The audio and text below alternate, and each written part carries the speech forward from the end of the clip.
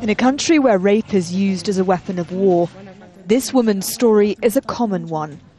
She says she was out collecting food and wood when she was raped by Congolese soldiers. I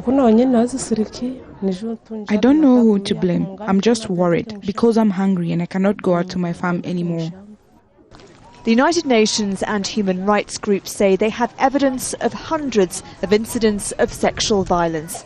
They were committed by Congolese soldiers as well as by M23 rebels advancing on Goma last November. There is no police or armed force that can protect civilians, really, from all the armed groups, not just the two you mentioned, but all the armed groups in North Kivu. Women in camps like this say they're still afraid. Human rights groups say one of the biggest problems here is impunity.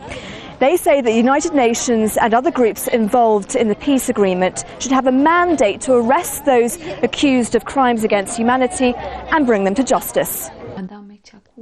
This woman says armed men from the M23 rebel group raped her.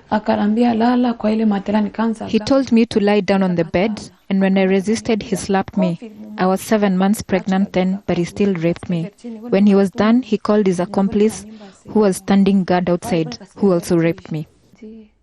She says she was targeted because she was married to a Congolese soldier. She gave birth to a stillborn baby, and her husband left her. A study last year by a South African and Brazilian non-profit organisation found that 1 in 3 Congolese men surveyed admitted committing sexual assault. Campaigners say cultural attitudes towards women are part of the problem. The woman is sacrificed to show her husband that he no longer has power and to dishonour her husband.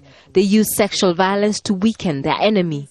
The UN says it will stop working with certain brigades of the Congolese army if they don't prosecute soldiers who've committed rape. It is more difficult to bring members of various rebel groups hiding in the bush to justice. For now, a toxic combination of war, poverty and lawlessness will continue to make eastern Congo one of the most dangerous places in the world to be a woman. Nazanine, Moshiri, Al Jazeera, Goma.